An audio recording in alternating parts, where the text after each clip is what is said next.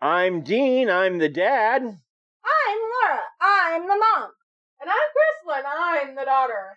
And together we are Family Plot. Awesome. All right, well, let me get this stuff out of the way. The housekeeping, first and foremost, you can help us out with Patreon. That's a monthly donation, just 2 levels, 1 and 3. Every little bit helps, and right now... we could really use that. Absolutely. Also, if you can't do a monthly donation, you can throw us $1 or $2 one-time shot with Buy Me a Coffee. We appreciate that as well. However, if you don't have any extra cash to spare, we understand that. What we ask is if you enjoy the show, please share it on social media. Share it with friends. With family. With everybody. Now, if you don't enjoy the show, what we ask is please keep it to yourself. Awesome.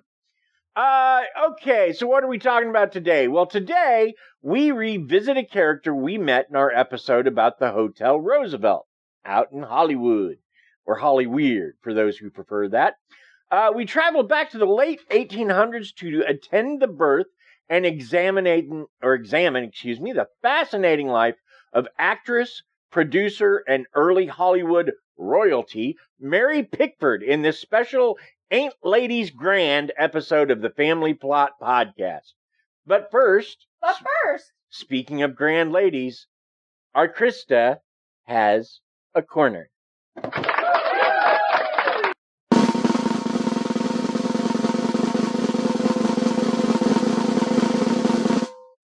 It's not just any corner, it's Krysta's corner. Hi, Krysta. How's things in your corner this week? I'm gonna be honest, it's a little stressful down here. I don't wanna talk about the reasoning. It's been a rocky week in Krysta's corner. It's been a rocky week. We know.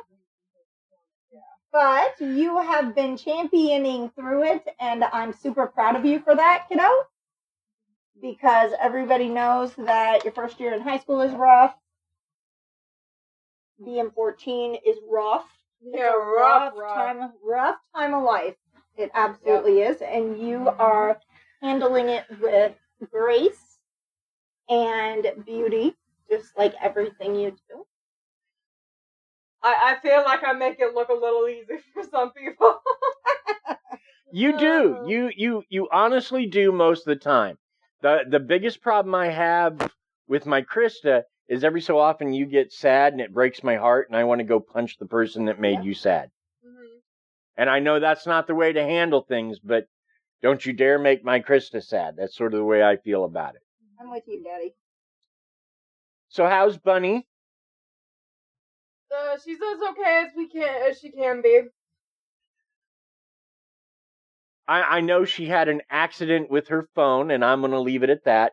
And yeah, you know, we're gonna leave it at that. Yeah. We're definitely gonna leave it at that. So, but you two are okay, and that's what matters. She still makes you smile, and that's all I care about. I like it when my Krysta smiles. I don't like it when my Krysta's not sad. Why are you doing the Lady Diana wave? It's a CSE. Oh, I thought she was like Lady Diana. She was doing the Diana Spencer. They're kind of in that friend zone right now, which is okay because our Chris is only 14, and she's in that first year of high school, which is. I think we might definitely just become friends later on. It's a friend zone thing, but that's okay. Yeah, that's okay. That is definitely all right. And like I told our Chris. Right, and listeners can definitely back me up on this because I know we got a lot of other moms and older ladies who've been there, who've been 14 and had those first relationships. But it's really important at 14 to focus on you and being a strong you before you try to be an us, right? Yeah. That's here's my only thing with that, though. Like, this is not me trying to push back on anything. No, of course not. Anything like that. No, I hear you. This is just me being like, this is how I am. Uh-huh. I definitely tend to care about others before trying to care about myself. Right. Because, well, that's not what I've been taught. That's what I've learned in my time. Whoa. Ooh. What? Those lines. Yeah, but when you're talking, I can see it comes up. I don't know why suddenly Audacity is like making its lines smaller for us, but as it works okay. Yeah, I can tell the difference when you're talking and when you're not. So that's all I need. Alrighty. Yeah, well now I'm self-conscious and I'm trying to be louder. That's okay too. But what was I saying? I've always had this sort of tendency for just care about others. You are a caregiver because you are my girl. Yeah. I definitely have. We are definitely empathetic caregivers, but it's something that I have waited until much later in my life to learn. But even caregivers have to do self-care. Yeah. And that's why when you were using your app that helped encourage positive self-care for you, I really was a big advocate of that because I know that you are very much like me and we give and give and give and give and give and we would just give everything to people that we care about. Yep. And sometimes with people that we don't really care about, we still like give 185%, but at the end of the day, have enough left for Krysta. You still have to be a person that, while yes, can help others, also needs to help themselves in the time being. You have to refill the glass for the glass to continue to give water to others, right? Right. The glass is not never ending. It has to be refilled. Right. Yep. I got a bruise on my leg somehow. Oh, don't do that. That hurts. Well, I actually though, see, Chris, here's the thing. You get your caregiver, that comes from mom. From me, you get, righteous anger and game rage. So. Yep. Yeah. Yeah. I can't even say no. He's not wrong. Yeah, no. Yeah. He's not wrong. And Lexi has it too. It's just, I never knew that game rage was a genetic pass on, but it totally is in our family. It totally is. We're not aggressive with anything else, but man, game rage is harsh. Game rage is harsh. All right. Anything else you got going on, sweetheart? Other than a yawn? Yeah, don't do that because then your mom yawns, then I yawn. Yeah. It's contagious. We all yawn at the same time sometimes. And then before we know it, this is going to be the family sleep podcast. Before we know it, we're all asleep on the floor with our little blankets and our crickets are chirping. That sounds so nice, though. Mommy's dying this week with this overnight. I hope you can get some sleep. Oh my gosh. I don't know. What did I get today, sleep-wise? Like maybe 4 hours? Yeah, it's not a lot. It's not a lot. It's like I take a nap and then I get up and do a bunch of stuff and then I take another nap and then I get up and I'm just that. Anyway. Well, I've been super obsessed with this show recently. It's There's not a show? supernatural. It's sort of a new thing coming out. Okay. You're still into Ladybug, though. Yeah, no. I brought you home. I brought you home Ladybug Band-Aids and because I love you so much. I turned around and I jumped around in a circle like a little rabbit. Yep, like a kiddo. Yep. Ooh, sorry. You're fine. I was just trying to pat your leg, fatherly, and I didn't realize your phone was there. So instead of patting your leg, I patted your phone, which is weird. Yeah, I'll give you that. It's weird. So what's the new show that you're into? It's called The Amazing Digital Circus. It's like a pilot just came out like recently. I watched it and I already love it. The Amazing Digital Circus? What is that about? Okay, so basically, try to skip forward if you want to like sort of watch it. It's a YouTube, so it's like a YouTube show technically. It's basically about this world where there are a bunch of people who I love how you put people in air quotes. Yeah, people who get trapped in this like world. It's like this VR world, right? They wear like one of these, what's it called? They're like the VR goggles. Yeah, the VR goggles. They put on these goggles, and then once they put them on, they're trapped there. That sounds like Sword Art Online. Or it sounds like the back rooms that we talked about. Kind of, yeah, kind of. And there was another one, Dot Hack. And Dot Hack was the other one that was older. Yeah. But that was such a good... Anyway, go step, sorry. They basically, they put on this, like, headset, and they're, like, trapped there. That's basically the backstory of it. Like, that's the general idea of it. And this new one comes along, Pomni.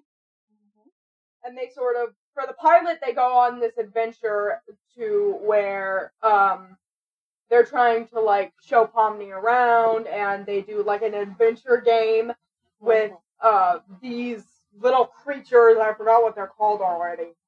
But, they go on this adventure, they find out, and then Pomni finds out what dying in that world is. And basically, it's called.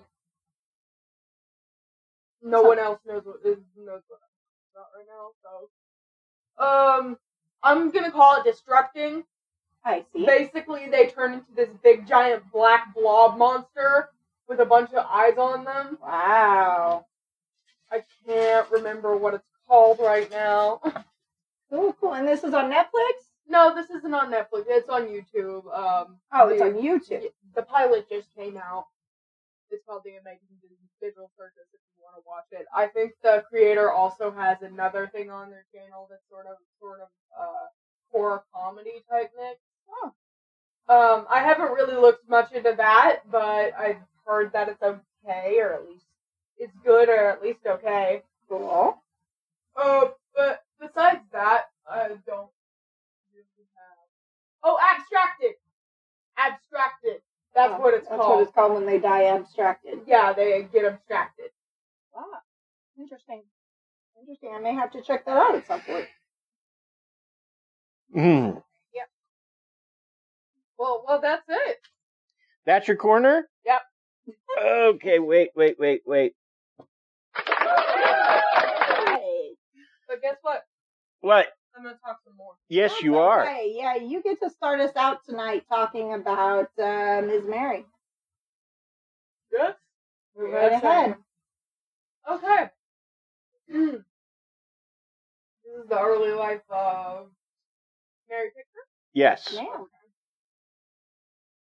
The actress who would later become Mary Pickford was born Gladys Marie Smith on April 8, 1892 in Toronto, Ontario, Canada. She was born at 211 University Avenue, while today that address is now the site of the hospital for sick children. Her father, John, did a lot of odd jobs, while her mother, Charlotte, was a seamstress. When Gladys was very young, her father left the family. He was an alcoholic.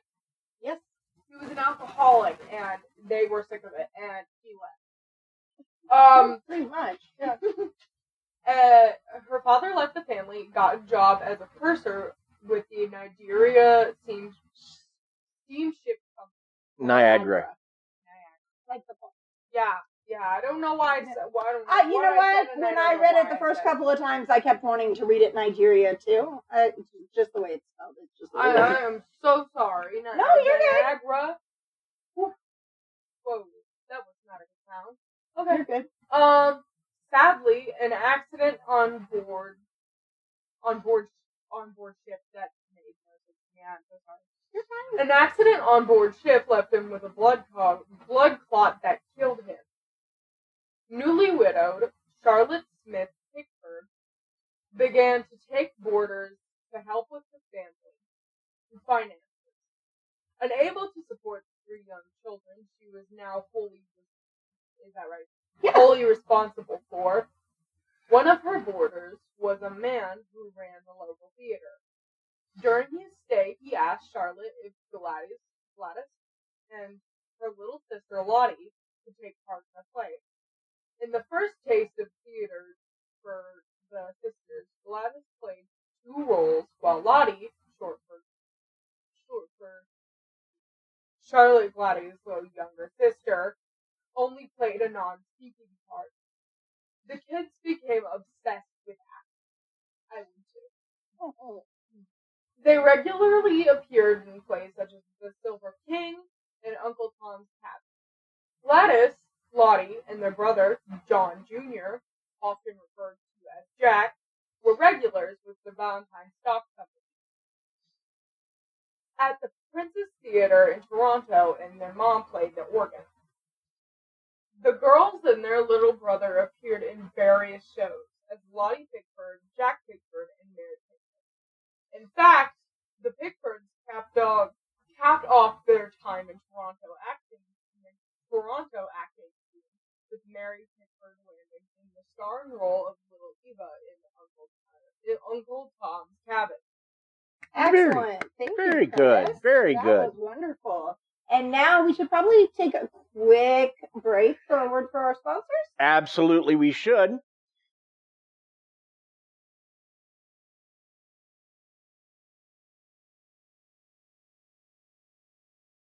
Hey, Dad. Yes, Chris. I feel sponsored. Yay! I feel sponsored too, if you were wondering. Yay! All right, so let's talk about what came next. So before we get into that, there is something I wanted to talk about because we'll talk about it a little bit, but we won't go in depth, and I feel like we should. Okay. Back in the late 1800s, early 1900s, plays weren't mic'd. There wasn't a sound system. Right. So to make sure the whole audience hears you, you literally had to speak at the top of almost yelling, right, at the top of your speaking voice, and with lots of big dramatic gestures. Right. Because otherwise, to the people in the back, you're just standing there whispering, and they can't hear you, nor can they see you. So we will talk a little bit about that, and then film acting, which is very different. Yeah. Absolutely. But I just want to, at this point, their taste of acting is big gestures and loud voices. Right, absolutely. And that is definitely a great point. So, moving on to what came after they left the Toronto acting scene. In the early 1900s, the Pickfords came to the United States, traveling the country by rail to work in third-rate theaters and acting companies. Despite all the traveling, the Pickfords continued living an impoverished life at best. They were definitely struggling to make ends meet. By 1905, Mary decided that if she did not get a role on Broadway by the end of the following year, she would quit acting. However, after making that decision, fairly soon after making that decision, Mary got a job playing the boy Freckles in Hal Reed's The Gypsy Girl. Still using her given name, she ended up touring with the show and even staying with them through their run at the Star Theater on Broadway. Hal Reed was quite famous in his day. He was a well-known playwright, actor, and director. In 1906, Lottie, Jack, and Mary were supporting singer Chauncey Olcott in the musical Edmund Burke on Broadway. Though they were all using their real names at the time, the next year would see Mary get a lead role in The Warrens of Virginia, a play written by William B. DeMille, whose younger brother Cecil would be in the cast. The play's producer insisted that Gladys would be billed as Mary Pickford, a name that she would use from then on. Mary was finally on Broadway with the Warrens and then toured with the company. But in 1909, she was again out of work. This time, she went to Biograph Studios in New York to audition for a part in the Nickelodeon Pippa Passes. For any of our listeners who may not be familiar with the terminology, a Nickelodeon at this time was a short movie put together with a series of still photos that the viewer watched by pressing their eyes into the viewing port while turning a crank. So it was kind of a big box that you would see out different places. Yeah. Kind of similar to the Viewmasters they had back in the day. But much bigger. Yes. You would put your eye in the eye hole and then turn this crank. And it usually cost like a penny. Yep. Yeah, but it wasn't anything. It was something, it was a new thing that was, it was nice for people to be able to see kind of, and they got to experience things they wouldn't normally. Right. So stage acting at that time, as you mentioned, was very dramatic, with lots of overly theatrical gestures and faces and loud voices. But Mary figured out that movie acting was much simpler, and one could make more of an impact with less of a fuss. While Mary did not get the part in Pippa Passes, she did catch the attention of studio director D.W. Griffith, who wanted her to come on board with Biograph. Like everyone at Biograph, Mary played both feature roles and bit parts. She, however, saw this as a plus. She once said, "I played scrub women and secretaries of women of all nationalities. I decided that if I could get into as many pictures as possible, I'd become known, and there would be a demand for my work." Mary went on to star in 51 films in 1909, almost one film a week. At the time, she was making $10 per picture versus $40 a week in 1909. This would be roughly the equivalent of $380 per picture in today's money. Her first picture was The Violin Maker of Cremona, a picture in which she would star in opposite Owen Moore. Owen Moore was a man that would later become her first husband. It was around this time that she encouraged fellow stage actress Florence Labadie to try pictures. She would later bring Florence to Biograph and introduce her to D.W. Griffith. Florence would go on to become a household name shortly thereafter. In January of 1910, Biograph relocated to Los Angeles. This was a common practice with a lot of East Coast companies at the time who didn't care for the poor light and short working days of East Coast winters. She would add more movies to her oeuvre, including Sweet and 20, They Would Elope, and Save Her Soul, among many others. Unlike other studios, Biograph did not list the names of their actors in the credits. But fans had already latched on to Mary, and theaters showing her films would employ people wearing sandwich boards that advertised that a film starring the girl with the golden curls, Blondie Locks, or the Biograph girl was being played inside. In 1910, however, she left Biograph to join Independent Moving Pictures. It wasn't long after that studio was absorbed into Universal Studios along with Majestic Pictures. Mary was unhappy with the creative standards at Universal Studios, and she returned to Biograph in 1912. During her second time frame at Biograph, Mary is noted for doing some of her best work around this time.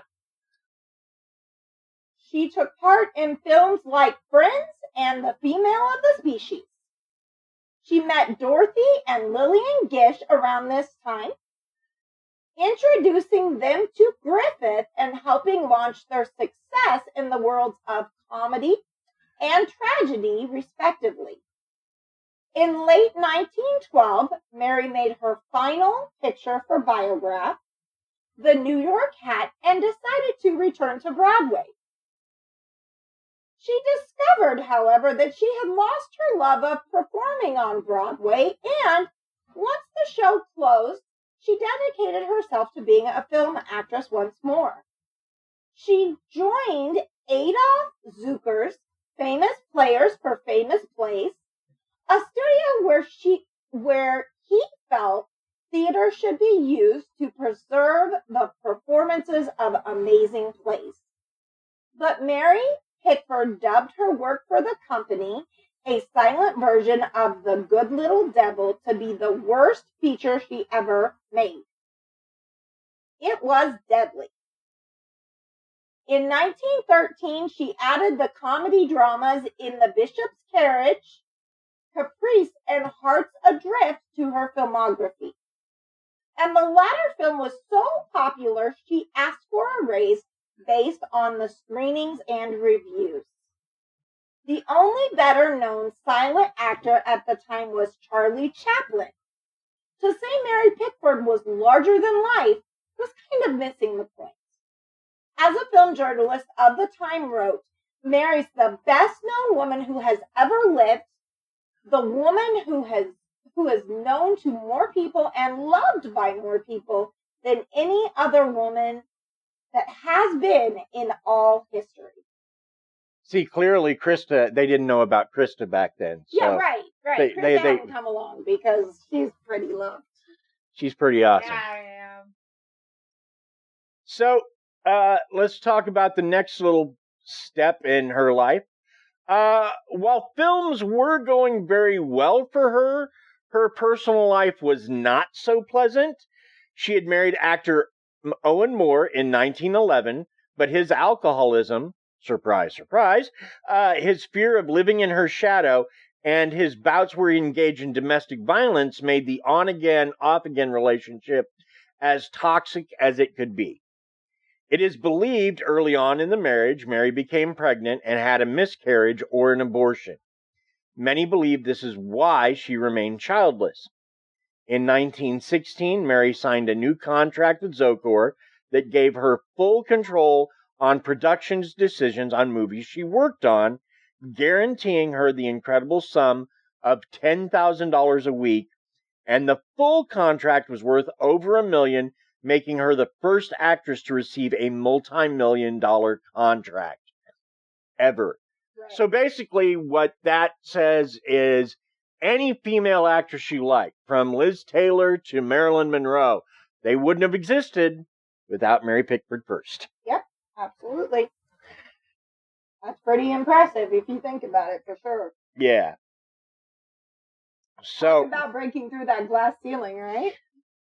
She broke through it with a bullet and didn't look back. That's what she did. Not even a bullet, like a sledgehammer. Yeah. Yeah. So now her short, she was always short. And because of that, she often played movies in children like Poor Little Rich Girl, Rebecca of Sunnybrook Farm, and Pollyanna.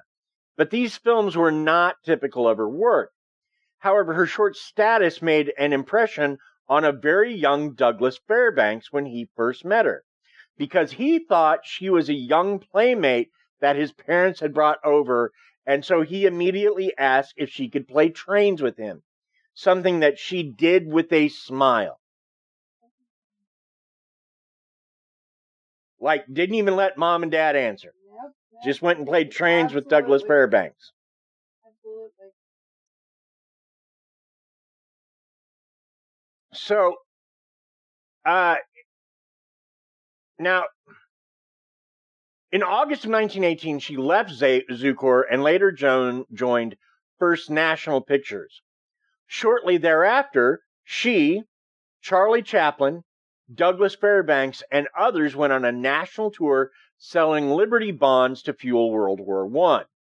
While she is Canadian by birth, and she was still a Canadian citizen at that point, even though she, for whatever reason, didn't think so, she was seen as a huge part of American culture, which she embraced by kissing the flags and proudly speaking about America.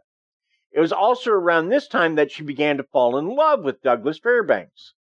In 1920, she divorced Owen Moore, which she only could do because he demanded a $100,000 payment to sign the divorce decree. Yeah, a few short days later, she married Douglas Fairbanks. And for some reason, I put junior there, but it was not junior. It was senior.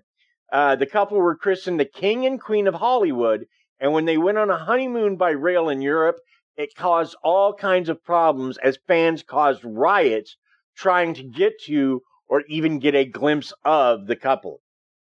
When they returned home from their honeymoon, their train was greeted by fans at every stop.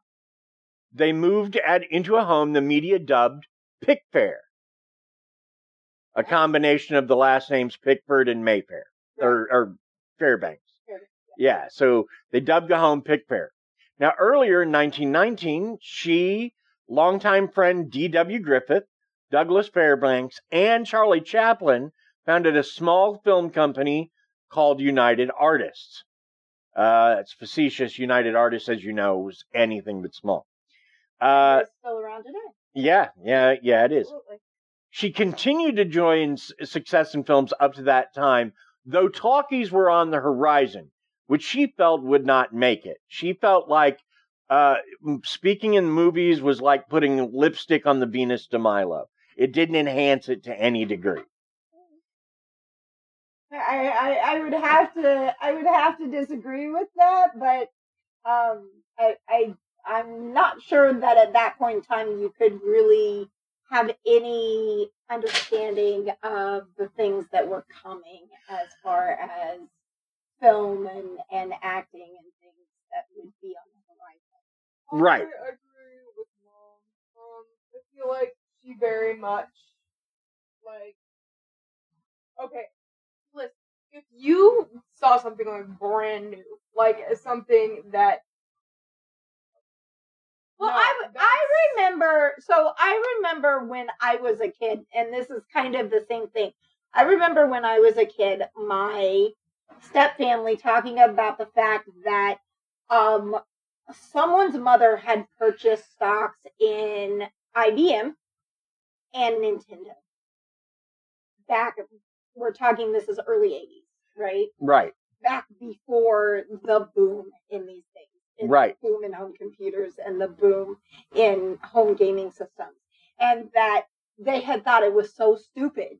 And then within 10 years, they lived on those stocks for the rest of their lives and raised children and went on, they did amazing. But people wouldn't know that because you couldn't foresee. It's like when we talked about computers being huge, literally. Yeah. In the last show, it's that same thing. It's like sometimes we just can't imagine how big something will be. And right. I feel like that was probably where that stemmed from. And sorry, I know that was kind of off on a tangent. No. That's. I feel like what I was gonna say is I feel like she just saw it and felt different about it, because I feel like those sort of plays where you don't talk, you use your actions. Your actions have words of their own. Right. I feel like even if you don't use your words, you can very much still express something with your actions. And I feel like she just had a different idea of, I feel like she wasn't sure how I feel like she was more not sure of how she felt about the play, rather than actually hating it and feeling like it was really bad. Right. So, her mom died of breast cancer in 1928. That affected Mary pretty severely, and she cut off her curls shortly thereafter and took a role in the film Coquette, which was a talkie, playing an aging ingenue. She got an Academy Award for this role, but her fans were shocked by her choice to remove her curls, and a lot of them were very unhappy. Also around this time, her marriage with Douglas Fairbanks had begun to fail. Her relationship with Douglas Fairbanks was fraught with problems, mostly because they were two of the most in-demand actors in Hollywood, and when they were not acting, they were appearing at charity events, cutting ribbons, marshalling parades, and making appearances of all kinds. Between all that work, they had almost no time for each other. Now, Douglas Fairbanks made the attempt to take Mary on another overseas trip, but Mary didn't like traveling overseas. She just didn't enjoy it. And so when Douglas Fairbanks left to take the trip, she stayed home. Well, Douglas soon met and began an affair with a woman in Europe, and the two quietly divorced and went their separate ways. In 1933 and in 1936, she lost her brother and sister to complications related to alcoholism, and soon began drinking herself. Oh boy. All of this, the alcohol. Well, and that they must have been in. I feel like there were probably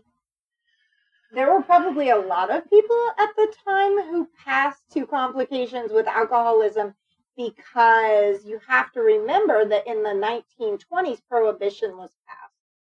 So anyone who was drinking in that time period between 1920 and 1933, they were drinking swill, bathtub gin, anything that the mobs were bringing into speakeasies, things that were not necessarily moderated by any governing agencies, so you didn't even know what you were drinking. So, yeah, and it's kind of interesting because we're talking Douglas Fairbanks, and if you remember, we mentioned him in the Hotel Roosevelt episode because he had made bathtub gin in the barber shop there. Yep. And that's gotta be not safe. Yep. And Pickfair, their home, had a bar built in that she specifically had built for Douglas Fairbanks. In fact, later years, after she'd kind of retired, her husband would allow people to come and look through the house, and he always showed off that bar. For sure. Now, after she lost her brother and sister to complications related to alcoholism and began drinking herself, she also married actor and band leader Charles Buddy Rogers in 1937. They adopted 2 children, while their mom suffered from major depression stemming from the end of silent films, which also largely ended her career, as well as the end of her second marriage and the loss of her mom and siblings. More and more, she stayed in Pickfair, the home she still owned from her time with Douglas Fairbanks. Now, her kids do not have good memories of their mom. I mean, yeah, I would imagine that you probably wouldn't. She was going through depression, alcoholism, and I can't imagine that was a very stable, warm, and loving life. And she had a tendency to berate them for their flaws, and not even flaws they could necessarily help. Like, her son had a bit of an overbite. Her daughter, she would go after because of she looked so plain. Weird. For what? Well, I mean, she spent a really long time as kind of Hollywood royalty, so I would imagine that if she was probably by that time of her life, I would imagine that she was probably a pretty hard lady to please, even when she had her good days. So that would be really difficult to be someone's child that had gone through so as much as she had. Well, now her son said that and I don't remember the quote exactly, but it was something along the lines of, my mom and I didn't always get along, but I loved her, and I think she was a good person. And that's not the exact quote, but it's close. Now, she was involved in United Artists quite a bit because she was on the board and whatnot. But she just stayed out of the limelight. She was happier there. And in 1974, she was given a Lifetime Achievement Award by the Academy Awards, an organization she helped to create, as some might remember from our Hotel Roosevelt episode. And right around that time, she also reached out to the Canadian government because for whatever reason, she refused American citizenship her entire time she was in the States. And so when she reached out to the Canadian government and said, I would like to get my Canadian citizenship back, they were never sure she lost it. So they were just like, okay, here. Gotcha. I don't think you actually did, but okay, sure, here you go. And then she also got British citizenship. Wow. But that's easier for Canadians because Britain owned part of Canada at one point in time. Yeah. And in fact, there was a point in Canada's history where they needed to get some law or other passed. And so, because it was still on the books, they had the Queen of Britain just appoint 2 more senators, just poof, here you go. Wow. And so that they could pass this one law. And then, they wrote that out of the Constitution right then. Just like, no, not again. You don't get, this was bad. Anyway. No. So. Naughty. So, yeah. So she had British citizenship, too, when she died. Uh-huh. On May 29th, 1979, Pickford died at a Santa Monica, California hospital of complications from a cerebral hemorrhage she had suffered the week before, likely due to years of alcoholism. Right. She was interred in the Garden of Memory of the Forest Lawn Memorial Park Cemetery in Glendale, California, where she has an amazing headstone. But, I mean, almost everybody there, too. It's an old actor's. Yeah, it's beautiful. Yeah. And that is the story of Mary Pickford. Now, I'm going to turn to you guys and get your final thoughts before I throw in my own. You know, it was a rough time. I mean, I think about, it is a rough time now in the world that we live in now, but wow, the things that she saw, the things that she would have experienced being along the East Coast in 1912 when the Titanic. You know, they were on the way to the United States. Yeah. Some of the things that she saw going through Prohibition, going through the Roaring 20s, being an actress and being a strong, capable woman in those times, but having to it seems like she spent a lot of time being that big sister and taking care of her siblings and taking care of other actors and actresses from a very, very young age. Oh, yeah. So I think she had a lot of responsibility thrust upon her, and she just did her best with it. But I cannot imagine, even in the 1900s, that going from place to place to place, in those early 1900s, her with her younger siblings going all over the United States of America, weeks on end, on trains, moving from place to place. I cannot imagine that was an easy life. So it's not surprising that they were all alcoholics, that they struggled with depression and issues. And I think it's amazing that she was able to do all the wonderful things that she did. And even despite all her hardships and all of the drawbacks in her life, she did so much to, as you said, lay that foundation for actresses and actors who came after her. Yeah, I mean, it says something that when she got into films, she had a good contract initially at $10 a picture. And now actors make millions. Right. So, the big names anyway will make millions a picture. I mean, and there's guys like Tom Hanks and Jim Carrey that are $20 million a picture easy. Yeah. And that wouldn't have happened without Mary Pickford. What do you think, Chris? I don't really feel like there's much to add to the situation. Like, I don't feel like there's much for me to say about it this time. You got a little bit of a new role model? Just a little bit? Maybe just a little bit. Pretty impressive. Okay, I did have to, when we were going through and doing this research, I did want to say something. I'm not sure if this is true or not, but it made me wonder, and I'm not sure if I've ever had this thought or not, but I wonder, did the production company and cable television channel Nickelodeon take their name from Nickelodeon's? Almost certainly they did. I would think that they would have to, because it's spelled the same way and everything, but I don't think I've ever made that connection before going through all of this. But that was just something aside that I want to throw out there. Yeah. Now, actually, I said they cost a penny or something. They cost a nickel. That's why they called them Nickelodeons. You stuck in a nickel because you could go to the movies for a dime. So yeah, Nickelodeons cost a nickel, I see. which was still a lot of money in that time period. But yeah, and I guess my final thought is this: I think if she could have made the marriage to Douglas Fairbanks work,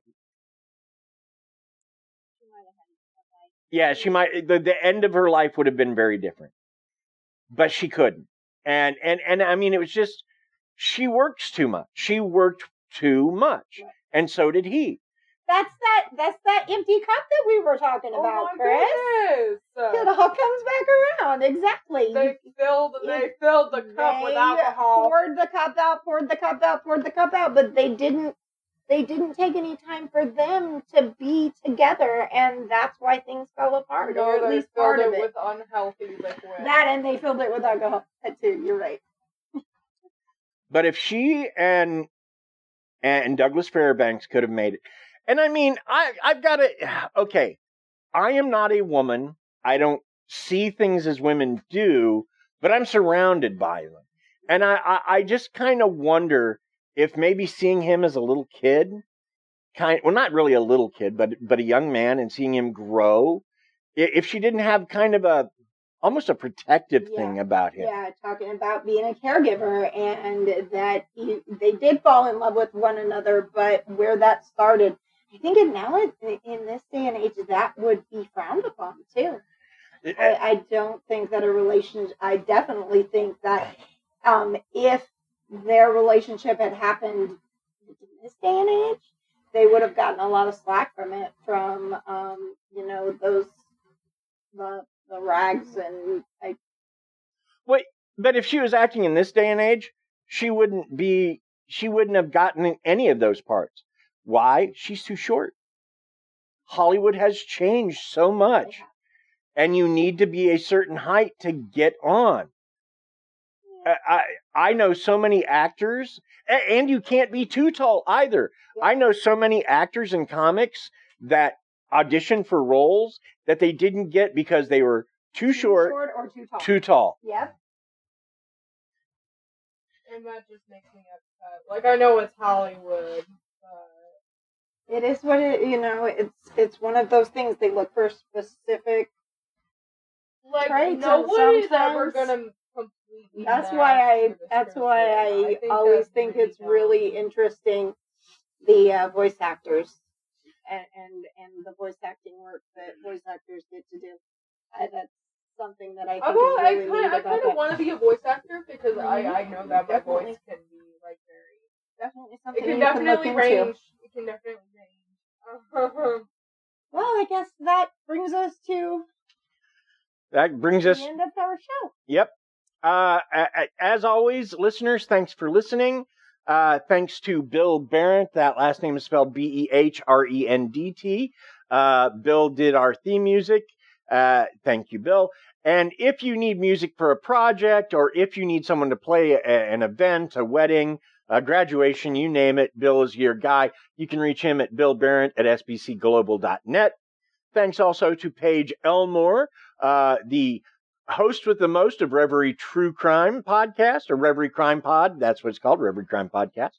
And now, in addition to being a kick-butt host of her own crime pod, Paige also has a Canva addiction, which she combined with our own Krysta's artwork to create our logo art. So thank you, Paige. Thank you, Paige. Thanks also to Aaron Gnerk of the Big Dumb Fun Show, who continues to promote us locally. Thank you, Aaron. Finally, did you enjoy the show? Tell us in our Facebook group. Got an idea for a show? Tell us in our Facebook group. Basically what I'm saying, join our Facebook. Join our Facebook group. It's an awesome group, and we enjoy seeing all of the interactions and getting a chance to interact with you always. We have come to the realization that when we think of our family plot family, that all of you out there, that you should have your own special name. So if you are one of our listeners and you've been listening with us for a while, we consider you part of the fam. Exactly. Welcome to the fam. Welcome to the fam, guys. So thanks for listening. Join us next week as we look into the Honey Island Swamp Monster. Maybe something else. Or maybe something else. And I was also going to say, I very much doubt he cut off his curls to do his first talkie. Well, that's probably true. Maybe. We'll see. We'll see. Bye. Bye.